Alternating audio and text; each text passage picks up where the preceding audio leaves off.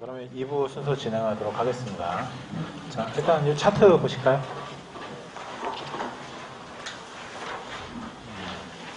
일단 이 차트를 저희가 활용을 하고 있는데, 여기 보면 뭐 문진거리가 꽤 많이 생겼어요. 사실 예전에 저 혼자 할 때는 제가 다 직접 환자들한테 필요한 것만 물어봤기 때문에 이 차트가 없었는데, 이제 이 학교 차트로 공유를 하다 보니까 개인이 각각 물어보면 빠지는 게 많이 생겨요. 한열 편차, 뭐 조수 편차 이런 거 그냥 까먹고 못 물어보고, 뭐 막상 환자가 약 지어달라고 그랬는데 내가 이거 조수 편차를 어떻게 조절할지 확인해 봤더니 환자가 붓는지 안 붓는지 정보가 없어. 환자가 찬물을 좋아하는지 뜨거운 물을 좋아하는지 정보가 없어서 애먹는 경우가 되게 많아요. 그래서 이제 최소한의 기본적인 것들은 기록을 하도록 이렇게 차트를 만들었고요. 여기 보시면 이제 복부 그림이 있어서 이 복부 그림에는 처음 복진을 이제 기재를 하는 겁니다.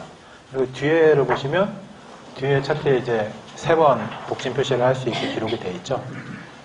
여기 차트 뒤에 보시면 대략 2, 4, 6, 8, 10, 한 20번 정도 침치료 할 수 있는 공간이 있는데 20번 정도 침치료 하시는 동안에 최소한 복진을 중간에 3번 정도 하라 이거예요. 한 5번 정도 침치료 할 때마다 환자 상태가 어떻게 변했는지. 중요한 게 환자한테 관심을 가지고 중간 진찰 해주시는 게 굉장히 중요해요. 그냥 환자가 좀 좋아졌어요 하면 좋아지는가 보다 하고 계속 침 놓는 게 능사가 아니고요. 관심을 가지시고, 또 우리가 이제 환자의 그 주소증이 줄어드는 거 확인하는 것도 좋아졌다는 근거가 되지만, 아까 견진이나 슬진을 한다고 말씀드렸는데 견진 슬진이 없어지는 게 되게 중요해요. 그러니까 한강이나 뭐 팔저림 이런 걸로 왔는데 거골합통이 1이 나왔다, 2가 나왔다, 3이 나왔다 이렇게 정도가 있을 거 아닙니까? 그리고 환자의 OS가 있어요. 나는 팔절인지 뭐 예를 들어서 한 달이 됐다. 아니면 일주일 정도 뒷목이 뻐근하면서 팔이 저린지 일주일 됐다. 이런 예후가 있으면 이게 이제 거골합통이 어느 정도 줄어들었는지에 대한 체크도 해주셔야 되고, 환자가 처음에 호소하던 증상이 처음 100%에 비해서 한 50% 줄었다. 아니면 30% 줄었다. 이런 체크를 해주시는 게 중요해서 중간에 뭐 어려운 전체 복진이 아니더라도 거골의 앞진만 한번 해주시고 환자의 증상만 물어보시더라도 중간 진찰을 반복적으로 계속 해주시는 게 굉장히 중요합니다. 그 환자한테 침을 오래 놓는 방법. 그러니까 예를 들면 저희 이제 그 총통치법 중급편 책을 보면 거기 이제 간단한 치험내들, 뭐 오행혈을 어떻게 활용하면 되는지에 대한 소개를 해드리기 위한 아주 간단한 치험내들이 있는데, 보면 이제 침치료 횟수가 뭐 30회, 뭐 50회 이런 침치료 횟수들이 있는 치험내를 보시고, 이게 말이 되냐? 30번 침 맞으면 나도 고치지. 30번 침 맞는데 누가 못 고치냐? 이게 50번 침 맞는 게 이걸 말이 되느냐는 얘기를 해주시는데, 그냥 두시면 5번도 침 안 맞고요. 한 3번에서 4번 정도 그 치료할 때마다 관심을 가지고 중간 진찰해 주시고 환자 상태 확인해 주시고 살살 계속 꼬셔야 돼요. 꼬셔야지 30번, 40번 침을 맞지. 뭐 꼬시지도 않는데 누가 만나줍니까? 그 소개팅해도 그렇잖아요. 애프터 신청하고 당연히 나 만나겠거니 하고 왜 연락이 안 오지 기다리면 되겠어요. 계속 꼬셔야 되잖아요. 이제 그 중간에 관심을 가지고 해주시는 게 중요하기 때문에 저희 차트에는 기본적으로 최소한 5회에 한 번씩은 복진을 해줘라라는 취지로 이게 적혀 있고요. 해보시면 실력이 향상되는 거 느끼실 수 있어요. 왜냐하면 복진이 자꾸 변하거든. 그러니까 처음에는 기본적인 견진술진만 하더라도 해주시고 나중에 내성병 치료하게 되면 내성병의 복진이 어떻게 변한다는 것들이 눈에 보이기 때문에 그런 거 보시면서 예후 파악도 가능하고 이런 질환은 어느 정도 치료하면 복진이 어느 정도 변하고 환자가 좋아지는구나. 저도 처음에 전혀 몰랐거든요. 아무도 안 가르쳐줬으니까 예후가 얼마큼 되는지, 뭐 예를 들어서 우천추가 나오면 우천추가 없어질 때까지 시간이 얼마나 걸리는지, 또 우천추가 이 치료를 하다 보면 좌천추로 바뀌는데 이게 무슨 얘기인지 아무도 안 알려줬는데 제가 환자 치료하면서 복진을 계속 하다 보니까 이거 자연스럽게 우천추가 내성병일 경우에는 줄어들면 좌천추로 바뀌는구나. 그래서 내성병의 예후 진단을 할 때 좌천추가 막혀있는 사람은 치료기간 뭐 한 달 내외로 잡아도 되지만 우천추가 막혀있는 사람은 더 심한 거니까 2-3달 잡아야 되는구나. 이런 걸 저절로 알게 되는 거죠. 그러니까 이제 환자를 진료하면서 환자가 스승이 돼서 저절로 이 앞으로 예후 기간이라든지 어떻게 치료해야 할지를 알려주는 선생님이 되는 그런 시스템이니까 이 복부 진찰 하시는 거를 반복적으로 하시는 게 좋습니다. 자, 그 다음에 여기 보시면 뭐 기본적인 것들은 됐고, 과거력 같은 경우는 이제 간호사가 밖에서 체크를 하죠. 그래서 수술한 적이 있느냐, 또 지금 현재 질환이 있느냐, 복용하고 있는 약물이 있느냐, 또 이제 기혼인지 미혼인지 자녀는 어떻게 되는지 이 부분들 참고하시면 좋습니다. 왜냐하면 현대인들 굉장히 많은 지식들을 알고 있고 네이버 검색해보면 우리보다 더 많이 하는 경우가 많기 때문에 이 질환들에 대한 기본 상식이 있으셔야 돼요. 그래서 어떤 질환 적어왔는데 잘 모르겠다 이러면 네이버 찾아보시면 다 나와요. 그러니까 그런 것들에 대한 기본 상식도 좀 가지시고 이 복용하고 있는 약물이 어떤 계열의 약인지 어떤 계열의 약인지 알아야 뭔 얘기를 할 거 아닙니까? 그러니까 그런 기본적인 정보들. 그 다음에 미혼 기혼 여부 물어보면 막 따지는 사람도 있어요. 내가 결혼했는지 안 했는지 네가 왜 관심을 가지냐. 요새 개인정보법이 그렇잖아요. 근데 여성분들은 반드시 물어보는 게 좋아요. 기혼인지 미혼인지에 따라서 생리계통 치료해야 하는 이런 여부 여러 가지가 달라지고요. 또 딱 봤는데 나이가 30대인데 기혼인데 자녀가 없어. 이러면 임신 준비해야 될 가능성이 굉장히 높잖아요. 그러니까 이 미혼, 기혼, 자녀 여부도 여자한테는 좀 중요한 사항이니까 환자가 민감하지 않으면 그냥 밖에서 자연스럽게 물어보시고 아는 게 중요하죠. 그 다음에 위에 처음에 보시면 이제 생리 주기. 예. 예. 제왕절개도 물어봅니다. 예. 예. 중요하다고 생각되는 환자한테는 물어보죠. 그리고 이제 첫 번째를 보시면 이제 생리주기, 뭐 덩어리 색깔, 조각부령, 생리통, 뭐 생리주기에 대한 그 네모박스는 생리주기 표시한 거예요. 며칠 날 생리 시작했느냐. 자, 요거를 처음에 실어둔 이유는 한의원이 잘 되려면 그 다음에 약 환자를 많이 보시려면 이 생리계통 여자 환자분들을 많이 보셔야 돼요. 이 여자분들의 생리계통 환자를 많이 보시지 못하면 굉장히 어렵습니다. 예. 어차피 이제 여자들이 많이 오는데 이 생리통 호소하는 여자분들 또 요새 각종 뭐 증후군들 많잖아요. 뭐 자궁 내막증이다, 생리전 증후군이니 뭐 여러 가지 그 자궁에 대한 문제들 진단을 받고 오는데 그 부분들 우리가 해결해 줄 수 있는 여지 굉장히 많거든요. 또 난임 치료도 굉장히 많이 하게 되고 산후조리 또 뭐 유산후조리 혹은 폐경기 질환들 굉장히 많이 보게 되기 때문에 이 부분은 신경 써서 물어보시는 게 좋습니다. 생리 주기가 뭐 30일에서 정상적으로 어느 정도 주기인지 덩어리가 나오냐 안 나오냐 상당히 중요합니다. 이게 이제 그 사람의 어열 여부를 반영하는 지표가 되기 때문에 동전만한 덩어리가 계속 나온다. 이거 문제 있는 거거든요. 근데 이제 환자는 문제라고 생각 안 하는 경우가 많아요. 근데 이걸 확인을 해 주셔야 되고요. 만약에 이제 환자가 덩어리는 자기 전혀 안 나오고 생리 색깔이 빨개요. 생리통도 없어요. 이런 환자가 자기는 생리계통에 문제가 없다고 인식하는 경우가 대부분인데 그러면 복진을 할 때 하복이나 소복부에 경결이라든지 이 어혈 뭉침이라든지 이런 게 없어야 되는데 그런 게 많이 나오는 경우가 있거든요. 근데 환자는 몰라. 그러면 설명해 주실 수 있어야 돼요. 덩어리가 안 생기고 안 나오면 복부가 말랑말랑하고 깨끗해야 되는데 환자분은 지금 덩어리가 몸에서 불순물들이 많이 생기는데 못 나오고 있다. 못 나와서 이게 혈액순환 장애를 일으키니까 지금 질환들을 호소하게 되는 거다. 제일 안 좋은 케이스다. 이런 설명 해주실 수 있어야 되거든요. 그래서 이 덩어리의 여부가 반드시는 아니지만 중요한 지표가 됩니다. 동전만한 덩어리, 손톱만한 덩어리, 아니면 뭐 이렇게 여러 가지 형상들, 또 색깔 여부, 그 다음에 생리계통이 안 좋은 분들 조갑부령이 상당히 많기 때문에 손톱 상태 확인도 하는 거고요. 그 다음에 이제 환자분들이 사실 관심 갖는 건 이런 거보다 생리통이죠. 아프다, 배가 아프다, 허리가 아프다, 아니면 생리전만 되면 몸살이 온다, 아니면 생리 때만 되면 자기는 입술에 포진이 생긴다, 아니면 질염이나 방광염이 자꾸 생긴다. 이런 부분들에 대해서 생리전 증후군에 대한 체크 반드시 하셔야 돼요. 이것도 제가 아까 말씀드린 것처럼 염자 환자로 와도 한강 환자로 와도 여자는 무조건 하는 겁니다. 이거 안 하면 자기는 생리계통에 대한 치료 안 하겠다는 얘기거든요. 무조건 하셔야 돼요, 이거는. 그리고 이제 주기도 여자분들 잘 모르시는 분이 많기 때문에 생리 시작일 기준으로 해서 주기 체크하시고 뭐 생리 주기가 며칠인지도 모르는 여자분들이 의외로 있어요. 그러니까 이런 부분들 관심 가지고 잘 봐주시면 생리계통 환자 치료할 확률이 굉장히 많습니다. 아까 암 원장에 질문하셨던 그 소장 요통 환자도 그 소장에 어혈이 많으면 사실 한약 치료로 이어지면서 여러 가지 질환 치료할 수 있는 좋은 케이스가 되거든요. 그러니까 관심을 가져주시고, 그 다음에 두 번째 나와 있는 게 변비, 설사, 야간 소변. 이게 이제 중요한 관심 대상인데, 뭐 대변을 하루에 한 번 내지는 두 번 보는데, 아니면 이틀에 한 번 보는데 자기는 불편하지 않다 이러면 문제가 아닌 경우가 많고요. 근데 이제 환자가 자각하기에 나는 3, 4일에 한 번 보는데 대변이 동글동글하게 나오고 출혈이 있다. 자기는 대변 때문에 너무 불편하다. 혹은 자기는 하루에 서너 번 대변을 보는데 변이 좀 무르고 뭐 뒤에 좀 찝찝한 느낌이 들고 배가 좀 불편하다. 이런 게 중요합니다. 그럼 이제 이 변비설사의 여부는 1차적으로는 대장에 문제가 있다는 것을 의미하기도 하지만 확인해 보시면 대장 문제가 전혀 없는 환자가 되게 많아요. 그러니까 이제 이 변비나 설사가 있는데 천추가 나와주면 너무 당연한 거 아닙니까? 그럼 대장 치료하면 되잖아요. 근데 복진을 해보면 천추가 전혀 없는 환자들이 꽤 많아요. 그러니까 이 대변 소변의 문제는 여러 가지 복잡한 원인이 있다고 보시고 접근을 하시면 좋습니다. 이건 복진을 해야지 알 수 있어요. 천추가 없는데 변비가 있다. 황수가 뚜렷하면 이건 신장 환자구나. 소복부가 뚜렷하면 이거 간병 환자구나. 혹은 관원이 뚜렷하면 이거 소장의 어혈 때문에 생리계통이 안 좋아서 어혈 때문에 변비가 있는 경우나 이런 것들을 아실 수 있게 되는 거죠.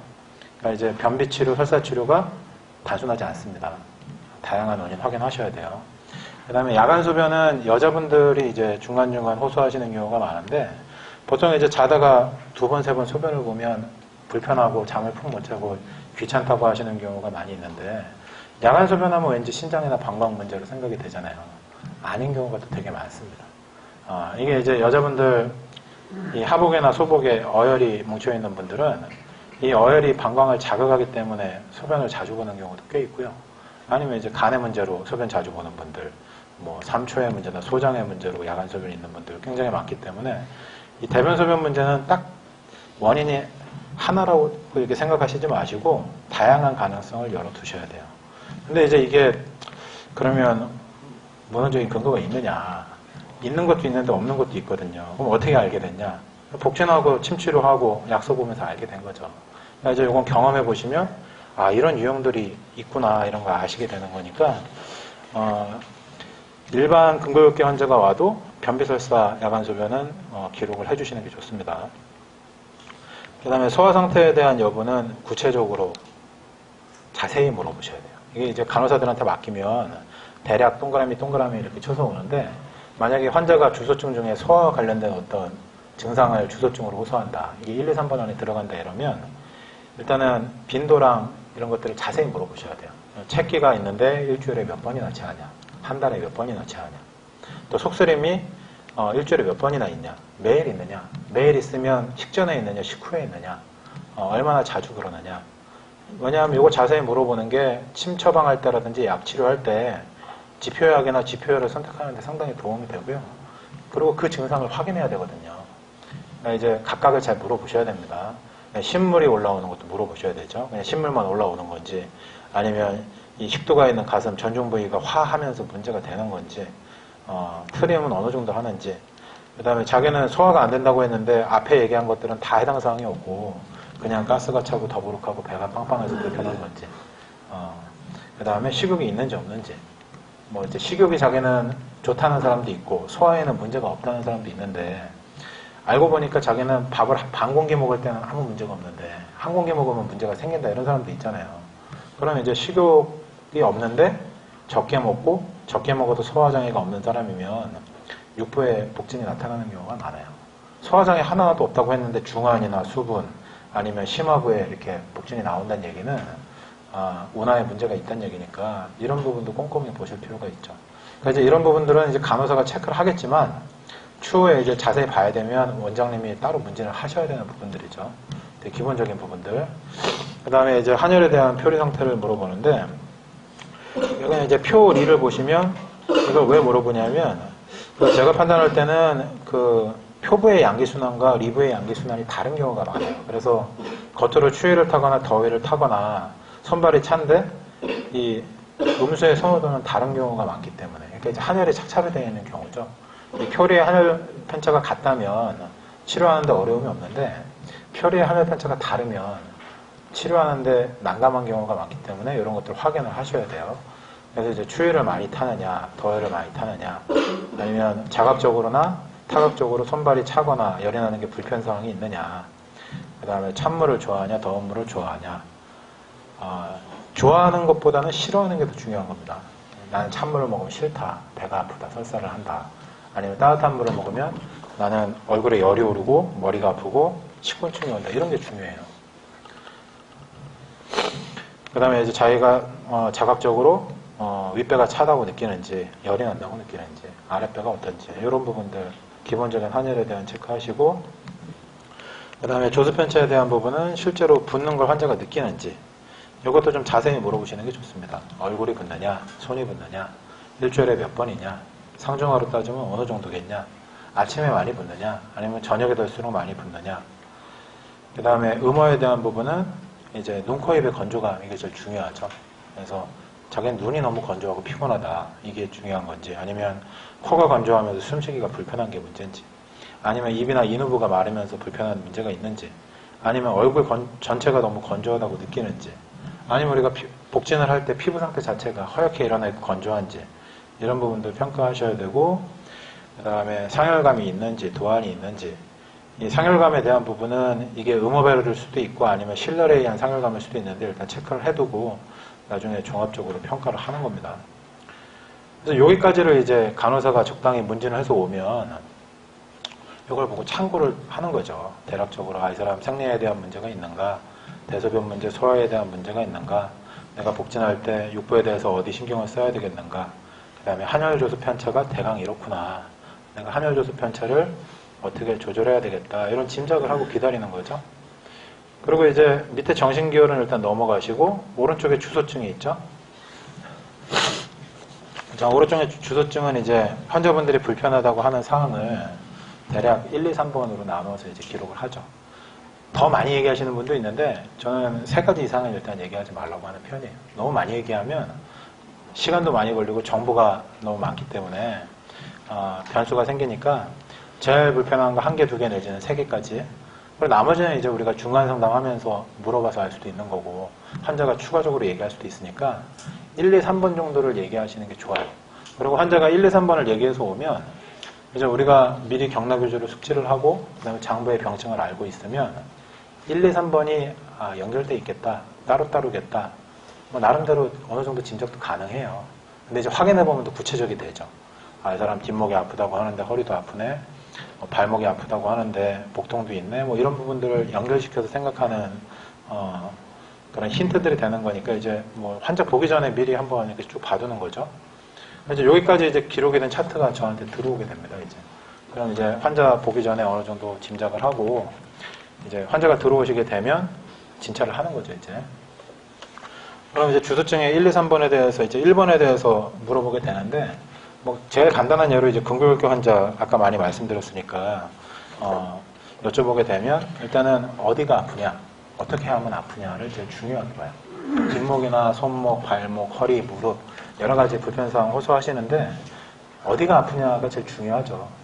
왜냐하면 환자도 거기에 대해서 관심 가져주길 바라기 때문에 허리가 아픈데 막 어깨 만지고 있고 무릎 만지고 있고 이러면 환자가 좀 의아하죠. 나 어깨가 아파서 왔는데 갑자기 누우라고 그러더니 막 배를 막 만져.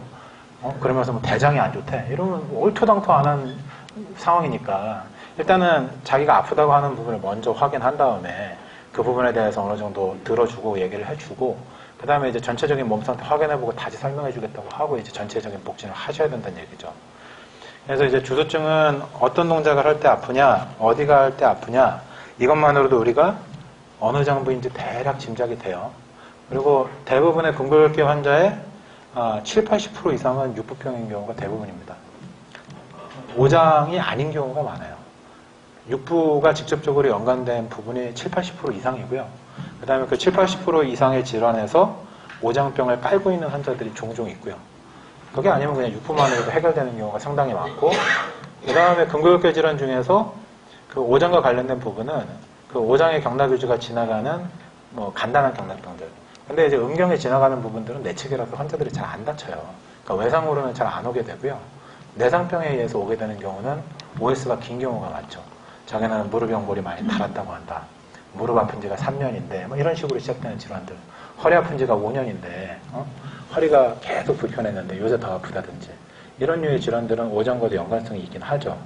그래서 이제 육부에 대한 부분이 상당히 중요하니까 저희가 계속 강조드릴 때 경락유주를 외워라. 경락유주가 기본적인 진단의 근거가 된다. 그 다음에 견진과 슬진을 열심히 해야 된다. 그 다음에 견진과 슬진을 한 다음에 복진을 확인하고 내상병이 있는지 없는지 확인해라가 1차적인 효과를 보는 치료의 기본이라고 보시면 되고요.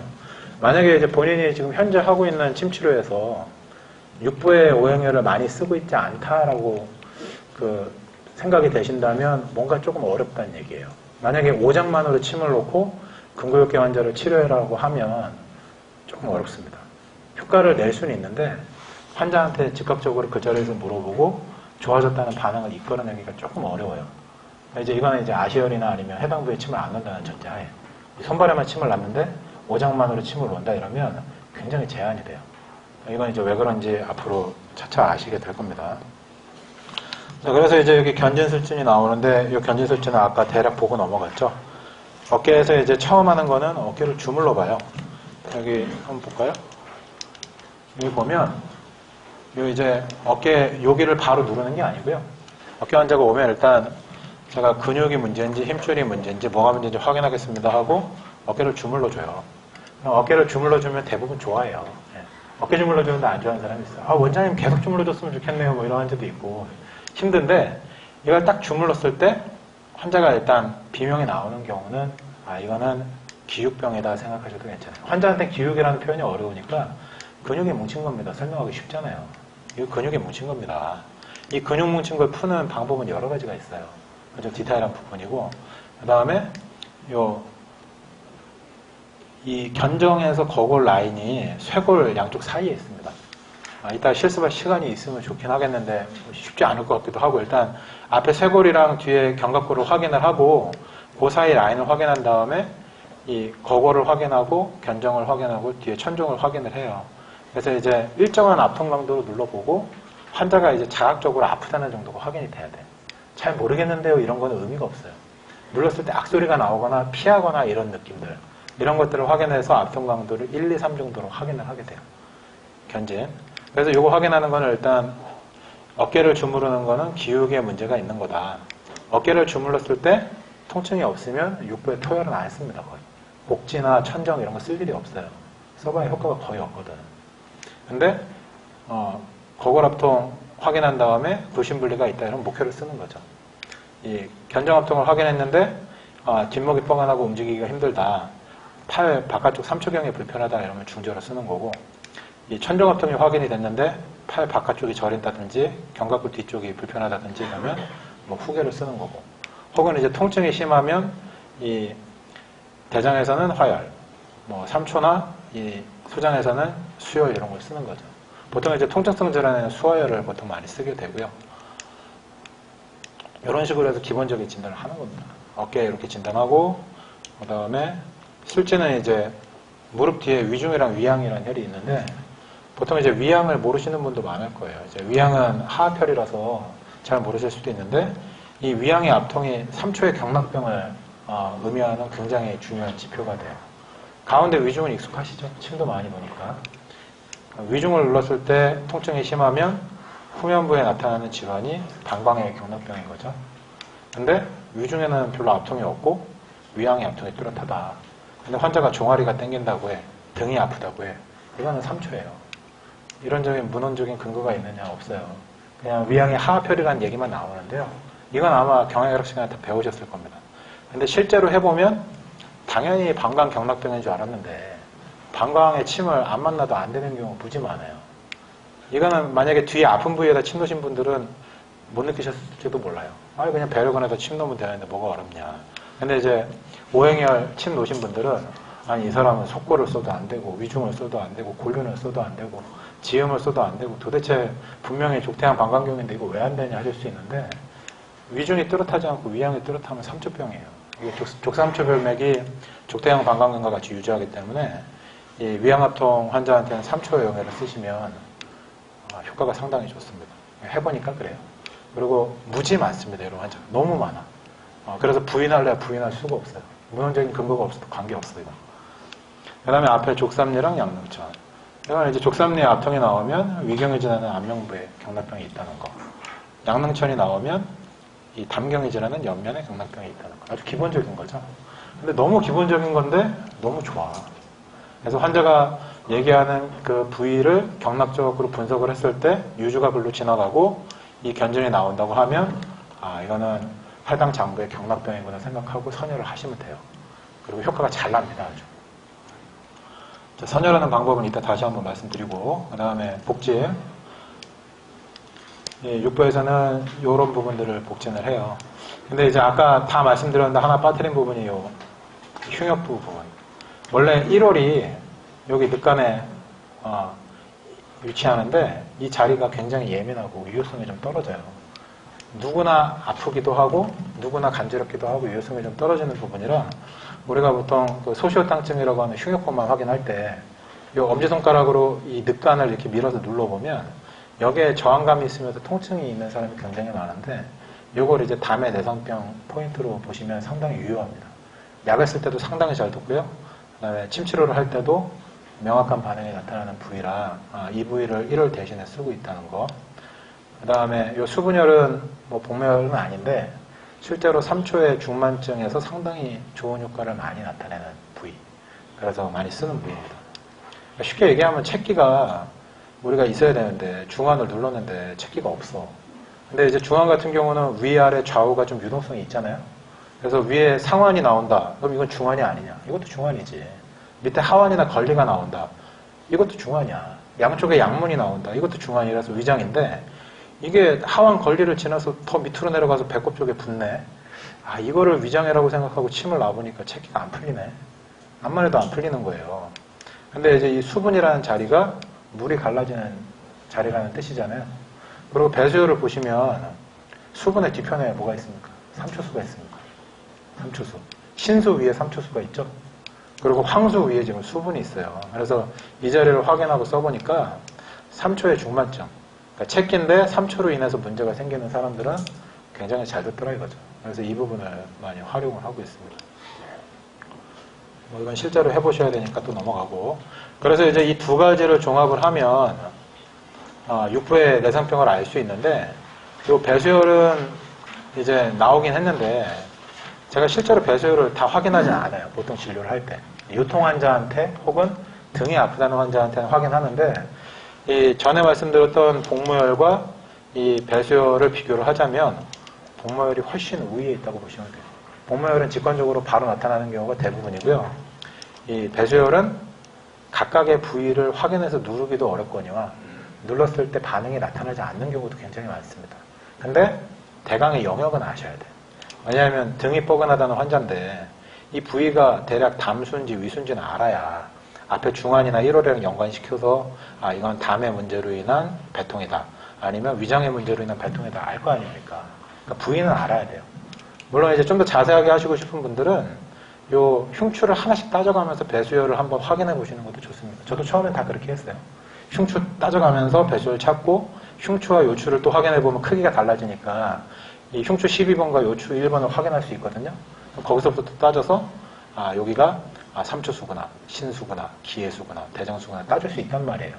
근데 이제 그렇게 하면 조금 번거로우니까 대략 영역을 요 흉추 끝나는 부분 여기가 이제 간담비해수가 지나가니까 담수, 위수, 그 다음에 요추가 시작이 되면 여기 삼초수가 있고 여기 밑에 신수가 있고 기해수, 대장수, 그 다음에 소장수, 관운수, 방광수가 있더라. 이렇게 기억을 하시고 환자가 허리가 아프다고 하면 무조건 허리 부위 확인해 봐야 되잖아요.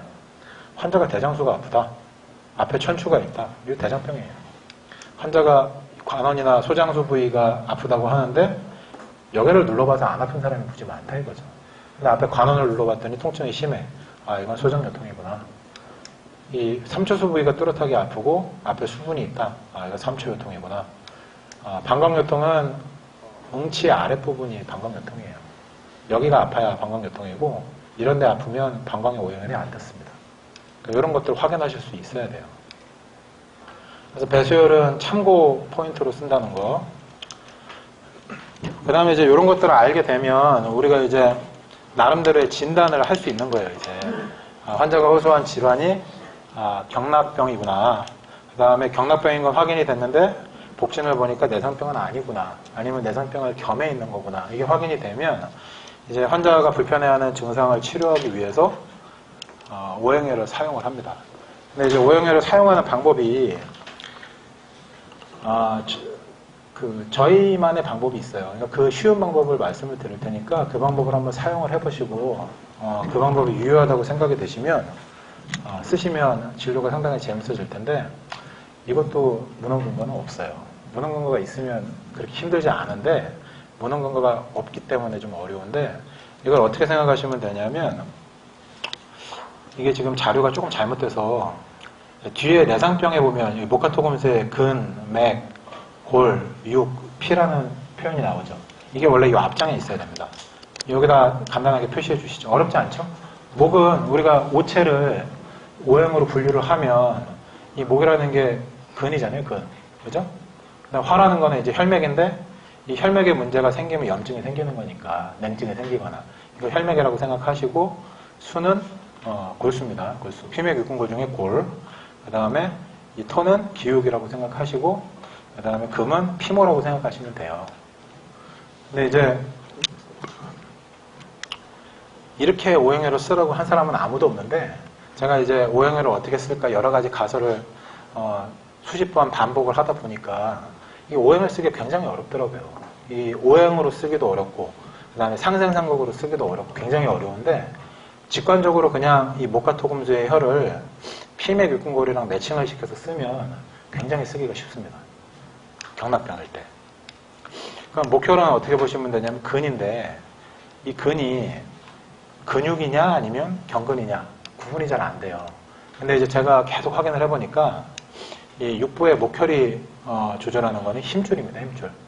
그러니까 이제 근육과 힘줄의 구분이 상당히 어려워요. 근육, 힘줄, 그 다음에 기육 이 구분이 상당히 어려운데 힘줄은 어떤 의미냐면 우리가 왜 고기 먹을 때도 살코기가 있고 안에 힘줄이 들어있잖아요. 그러니까 힘줄이 선으로 되어 있는 베이스 위에 근육이 쌓여 있어요. 그리고 영양 공급을 하고 그 주위에 기육이 있는 건데 이 힘줄에 문제가 생기면 구부렸다 폈다 하기가 힘들어. 그러니까 이제 제가 볼 때는 근육의 베이스가 되는 게 힘줄인데 이 힘줄이 뼈에 붙잖아요. 그러면 이제 쉽게 얘기하면 우리가 나무 인형을 이렇게 실로 이어가지고 이렇게 왔다 갔다 할 때 실을 당기면 이게 움직이지 않습니까? 그럼 그 힘줄이 부드러워야지만 우리가 수축, 이완이 원활하면서 움직일 수가 있는 건데 이 힘줄에 문제가 생기면 불신분리, 불신통이 생겨요. 그러니까 움직이기가 힘들다는 증상이 힘줄이 수축이 되면 생긴다 이거죠. 그래서 요거에 착안해서 목혈을 사용을 해보니까 다 잘 됐습니다. 아까 이제 한강에서 말씀드렸던 것처럼 이 뒷목이 움직이기 힘들 때 상강을 써보니까 대장인 경우에는 목이 잘 움직여. 팔꿈치가 구부렸다 폈다 하기 힘든 사람한테 상간을 쓰니까 잘 움직여. 예를 들어서 위장이 주관하는 경부. 앞에 흉소요도근 주위 부분은 이제 위장의 경락이 지나가는데 앞목이 불편해서 못 움직이겠다는 사람한테 한국을 써보니까 움직이기가 편하고요.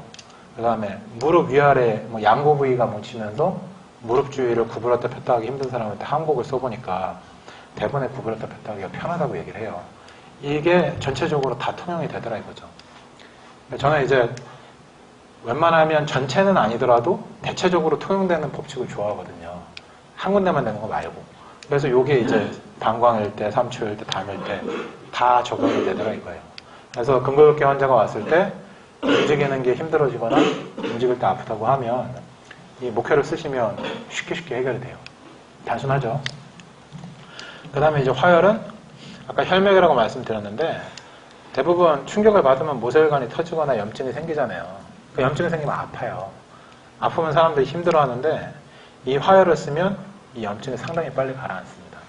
근데 이제 이 상당히 빨리라는 거는 제가 말씀드리는 상당히 빨리는 침을 놓고 우리가 염전을 3회, 6회, 9회 정도 하는 10초, 20초 사이에 어느 정도 확인이 돼야 이제 상당히 빨리라고 말씀드리는데 그 침 넣는 사이에 반응들이 확인이 돼요. 움직이기 편해지고 염증이 줄어들고.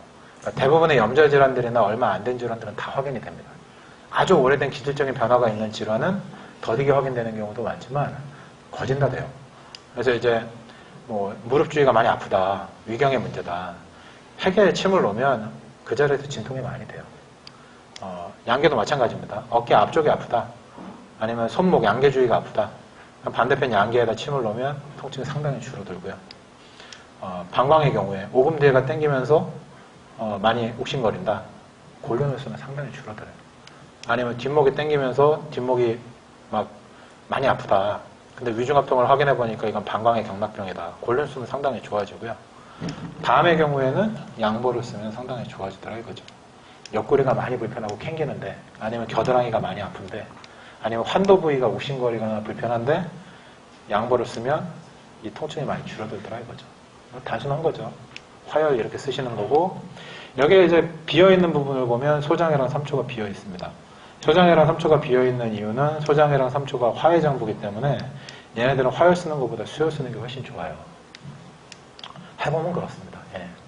뭐 누가 그렇다고 얘기는 안 해줬는데 해보면 소장의 경우에는 전곡을 쓰면 염증이 빨리 가라앉고요. 삼초의 경우에는 액문을 쓰면 상당히 좋아져요. 이게 이제 소장애랑 삼초의 장부적인 특징이라고 보시면 되고, 그 다음에 이제 이 수가 뼈라고 말씀드렸는데, 뼈에 문제가 생기면 뼈를 이제 확장 해석하면 관절이나 인대라고 생각하시면 되죠. 관절이나 인대가 뻑뻑해서 불편하다는 환자들이 꽤 있어요. 아프면서 관절이 뻑뻑한 경우도 있고, 아니면 다른 건 괜찮은데 손가락이 뻑뻑한 게 남아있어요. 아니면 어깨를 움직이기가 편해지고 염증이 다 없어졌는데 어깨가 뻑뻑해요 하는 경우가 있는데, 그 해당 장부의 관절이나 그 인대 주위가 뻑뻑한 경우에 이 수혈들을 쓰시면 부드러워지는 게 쉽게 확인이 됩니다. 뭐 예를 들어서 이간을 쓴다. 팔꿈치가 뻑뻑했는데 부드러워져. 손가락이 뻑뻑했는데 부드러워져. 이런 거 쉽게 확인이 되고요. 무릎이 뻑뻑했는데 내정을 쓰면 부드러워지는 걸 확인이 쉽게 되고요.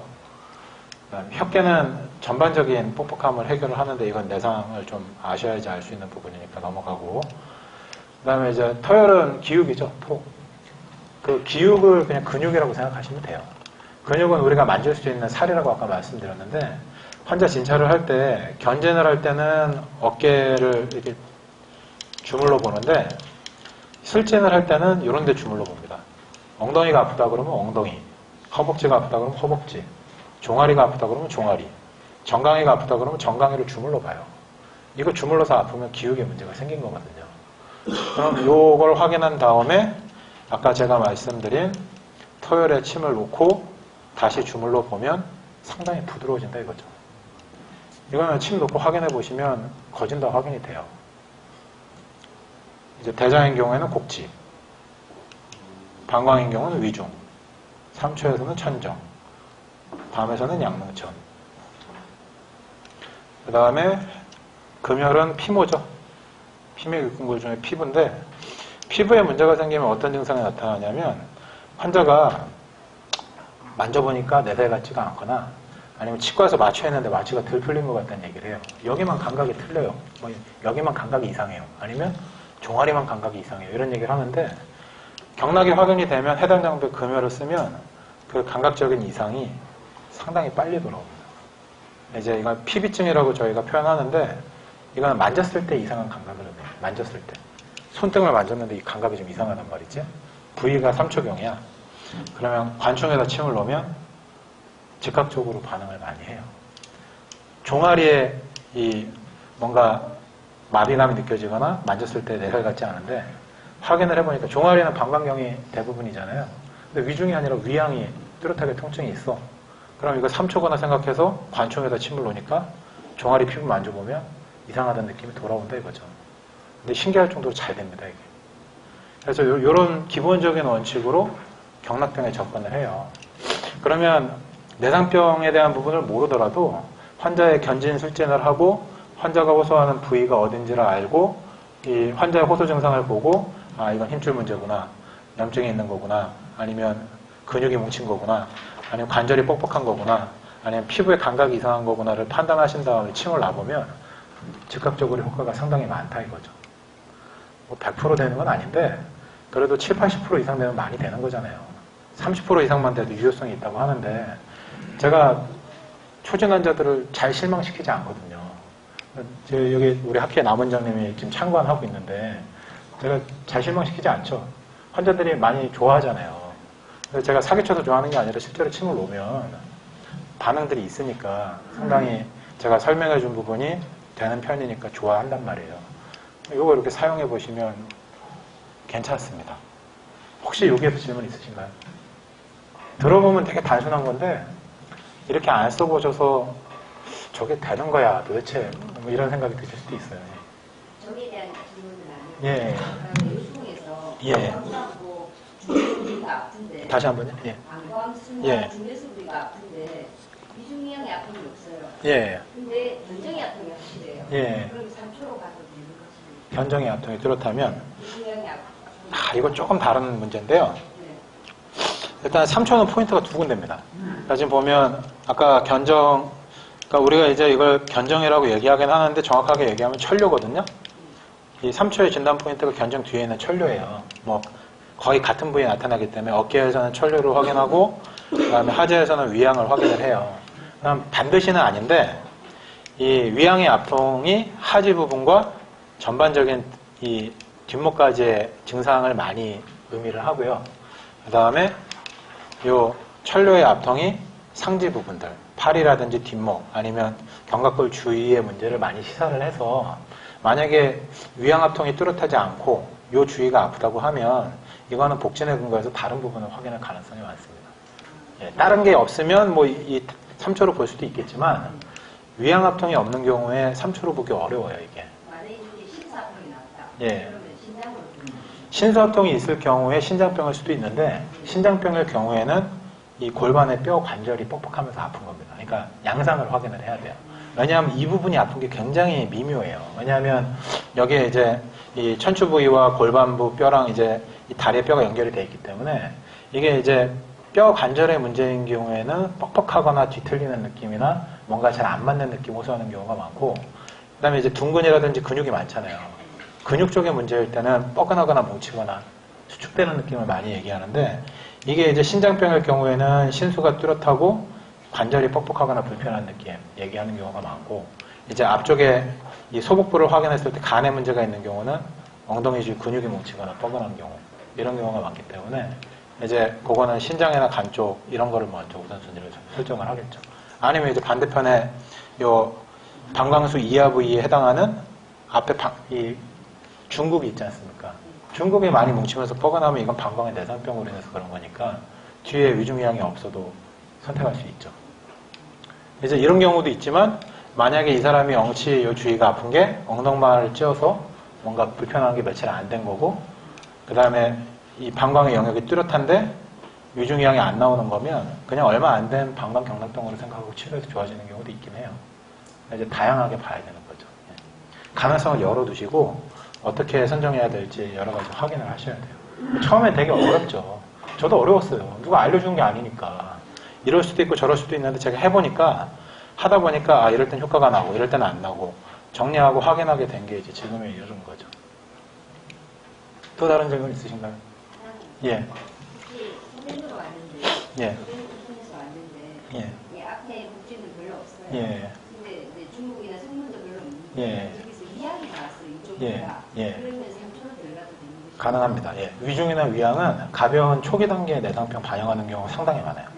그러니까 이제 중국이나 성문이 진행이 많이 안 되면 안 나타나는 경우도 있어서 위양이 뚜렷하면 3초 경락병으로 아니면 초기 내상병으로 보실 수 있어요. 예, 가능합니다. 아니 뭐 여러 개 여쭤보셔도 됩니다. 예. 아니 이게 순혈 보험 있잖아요. 예. 근데 이게 사실은 통증이 심한 분들은 발에 잠금이 예, 그렇죠. 예. 이 부분을 심포이드나 열담으로만 보는지 아니면 예. 한열 조습을 예. 판단해서 이제 그에 따른 병리를 예. 들어야 되는 건지 병리를 구체적으로 써야 됩니다. 열담보다는 열담일 수도 있고요. 그러니까 이제 이걸 보는 방법은 수근관터널 증후군 많이 얘기하시는데 이게 심포의 경락병일 수도 있고요. 아니면 내상병일 수도 있어요. 근데 내상병일 경우에는 전중의 압통과 함께 여기 한열조석과 담음 어혈의 문제가 생겨요. 그게 이제 파생이 돼서 손목 저림 현상을 유발하는 거거든. 근데 이제 만약에 전중이 없다. 이러면 이거는 경락병이기 때문에 경락병으로 접근을 해야 되고요. 경락병으로 접근을 하면 침 놓는 게 좀 달라져요. 그러니까 이제 뭐 중충 대돈에 뭐 예를 들어서 뭐 내관공선 이런 식으로 열담으로 놓는다고 하면 그게 내상병이 아니기 때문에 의미가 없거든요. 이럴 때는 순경적경 자법을 쓰시는 게 훨씬 낫습니다. 그러니까 이제 심포와 신장이 이 상하 적경 관계이기 때문에 예를 들어서 영공, 노공을 쓴다든지 아니면 뭐 태계나 내관을 쓴다든지 이런 식의 상하 적경 방법을 쓰시는 게 훨씬 나은데 이제 이런 경우 말고 전중의 압통이 뚜렷하고 이 사람이 심포의 내상병을 가지고 있는 사람이다. 그래서 심포에 열담 내지는 열성 어혈 이런 게 생겨서 심포의 이 심기의 추동을 방해하고 이것 때문에 이제 손저림 현상이 나타난다 하면 그걸 해결하시는 쪽에 처방을 구성을 해야 되겠죠. 예. 만약에 내성병이 아니고 예. 됩니다. 예. 열담으로 보고 그냥 예. 목혈과 그러니까 이제 경락병일 때에는 열담이라는 개념이 존재할 수가 없죠. 경락병일 때에는 경락만 순환시켜주면 되는 거예요. 경락병은. 그러니까 이제 침치료를 하실 때 기본적인 원칙은 외부적인 타박상이라든지 많이 사용해서 충격이 왔어요. 충격이 와서 경락의 순환을 막은 거예요. 염증이 생겼거나. 그러면 그걸 순환만 시켜주면 되거든. 그러면 그걸 순환시켜줄 때 대표적인 방법이 순경자법, 자기 경혈을 쓰는 거죠.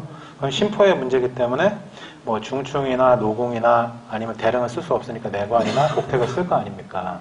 근데 이제 우리가 내상병으로 접근할 때 중충대돈을 쓰잖아요. 근데 실제로 중충을 써보면 염증 반응이 빨리 안 사라져요. 중충 방해라는 게 훨씬 좋아. 그래서 이제 이럴 때 보통 노공을 많이 써요. 노공을 쓰면서 아래 적경에 신장에 연곡을 같이 쓰시면 이게 효과가 훨씬 좋아. 중충대돈 쓰는 것보다.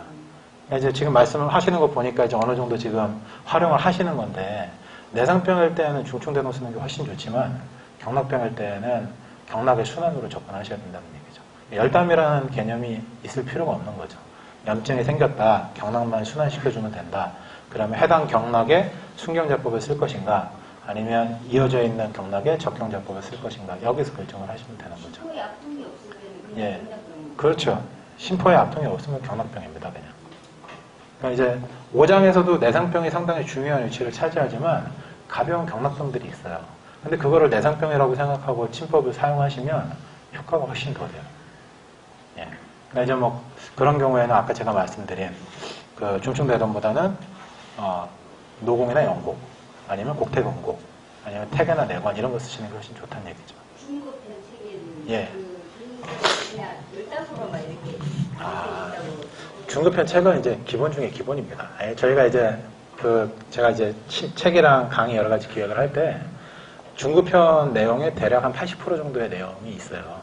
그리고 이제 강의를 하시면서 실제 임상적인 내용 부분들 추가적으로 한 15% 정도 더 이상 설명을 드리고, 와서 참관을 하시면 나머지 5%에 대해서 설명을 드리고, 학회를 하시면 그냥 다 알려드리죠.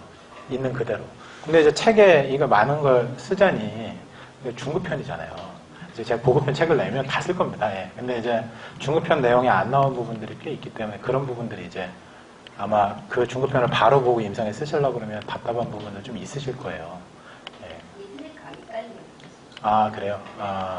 인터넷 강의 들으시면 또 나올 수 있는 부분들 여러 가지 있을 겁니다. 예. 그렇게 이해하시면 돼요. 또 다른 질문 있으신가요? 아까 오행혈에 대한 질문을 지금 받고 있습니다. 예. 이런 방식을 들어보신 적이 없을 거예요. 근데 이게 굉장히 파워풀해요. 이것만 아셔도 그냥 와, 거기 침 잘 논다 이런 얘기를 들을 수 있을 정도로 상당히 파워풀합니다. 이론이 어렵진 않죠. 이론은 절대 어렵지 않은데요. 뭐가 어렵냐면 침을 잘 놓는 게 어렵습니다. 제가 또 이런 얘기 드리면 무슨 말도 안 되는 소리 하고 있냐. 지금 내가 한의사 20년, 30년째 하고 있는데 내가 상간에 침을 잘 못 넣는단 말이야? 곡지에 침을 잘 못 넣는단 말이야? 이런 얘기 하실 수 있는데 못 넣으실 가능성이 좀 있어요. 왜냐하면 정확한 구조를 확인을 하고 거기에 침 들어가는 게 쉽지 않은 자리들이 많거든요. 그리고 이제 침을 몇 개 안 놓잖아요. 제가 보통 환자들한테 치료를 위해서 경락병 환자들이 오면 2개에서 4개 정도 쓰거든요. 그럼 상간, 임음 놓고 양계, 양곡 놓고 끝이에요, 그냥. 그다음에 특수침에 대한 거 2개 추가를 해주는데 장부적인 상황 고려해서 그 4개로 효과 안 나면 이제 그 환자 다시는 안 오거든요. 거기 갔더니 아픈데 침 놔주지도 않고 엉뚱한 데다 침 놓고 돌리면서 아프냐 안 아프냐 물어보는데 안 아프긴 뭘 안 아파, 계속 아픈데 효과도 없고 침도 4개나 주고 돈을 그렇게 많이 받으면 말이 되냐, 부항도 안 떠주더라, 뭐 이런 얘기가 나오니까 침을 잘 놔야 되는데 침 잘 놓는 게 좀 어렵습니다. 근데 이제 침 잘 놓는 방법은 뭐 하고 싶은 마음만 있으시면 보시고 연습하시면 하실 수 있는 부분이에요. 왜냐하면 대략적인 위치는 알고 계실 것이고 이제 취혈을 어떻게 하는지, 그 다음에 자침의 각도가 어떻게 되는지, 진침을 어느 정도 해야 되는지 그런 부분만 숙지하시면 되는 거니까 이미 기본은 돼 있으시니까 연습을 좀 하셔서 정확하게 숙지를 하시는 게 좀 중요해요. 시간이 좀 걸립니다, 이거는. 자, 여기서 질문 없으시면 넘어갈게요. 그 다음에 이제 내상병에 대한 부분이 약간은 다른데 사실은 연장선상에 있어요. 이 연장선상에 있는데 어떻게 연결하는지 설명드리겠습니다. 자, 아까 제가 이 목표를 이 근의 설명을 드리고 힘줄이라는 말씀을 드리면서 움직이는 게 이제 수축이 돼서 움직이는 게 불편해지면 목표를 쓴다고 말씀드렸는데 요 안쪽으로 들어가면 위장, 대장, 소장, 방광, 삼초 이 부분이 입에서부터 이 전음 호흡으로 이루어지는 하나의 관으로 되어 있고요.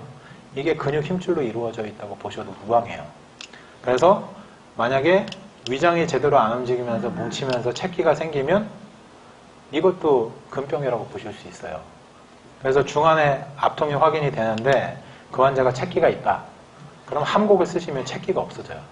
그러니까 실제로 함곡에 침을 놓은 다음에 중안을 확인해 보면 이 근육 뭉친 것처럼 뭉쳐있던 부분이 풀리면서 채기가 내려가면서 환자가 트름을 하면서 시원하다 하는 경우가 상당히 많이 있고요.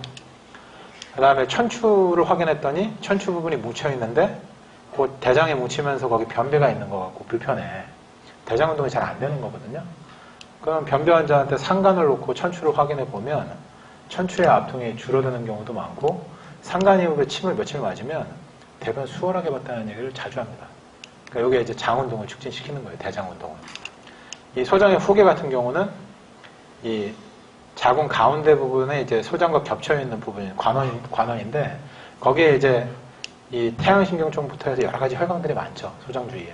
그 소장에 이제 어혈이 생기면 이 어혈로 인한 순환장애들이 많이 생기게 되는데 후계를 지속적으로 놓으시면 이 관원의 경결, 어혈 경결이 줄어들면서 생리통이 줄어들거나 혈액순환 촉진되는 게 되게 많이 확인이 됩니다. 원칙이 다 동일하죠.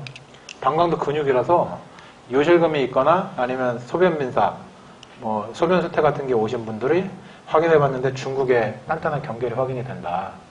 속골에 침을 놓으시면 잘 풀려요. 삼초 같은 경우는 중만증에는 수분의 경결이 나타나고 종만증에는 이 중국의 압통이 나타나거든요. 이랬을 때 이제 중조를 쓰시면 잘 풀린다 이거죠. 담인 경우에는 아까 말씀드렸던 1호를 대체한다는 환경막 부분 거기 긴장이 있을 때 이목을 쓰시면 환경막 긴장이 부드러워지는 경우가 상당히 많습니다. 내상평을 때 이렇게 연결하시면 돼요. 그 다음에 화열은 염증성 반응에 쓴다고 얘기했는데 환자가 아프다고 얘기하는 반응들이 보통 열울이라고 보시면 됩니다. 예를 들어서 중안에 압통이 있는데 배가 되게 아프다는 사람들이 있어요. 그 극심한 복통을 호소하는 환자들 많은데 이 해계에다 침 놓으시면 그 복통이 눈 녹듯이 사라지는 경우가 상당히 많습니다. 양계도 마찬가지예요. 복통을 심하게 호소하는데 천추 부위가 뚜렷하다. 생리통 환자가 확인해 보니까 천추가 아픈 경우도 많아요. 왜 그러냐 물어보니까 자기 생리만 되면 변비가 무지 심해진대.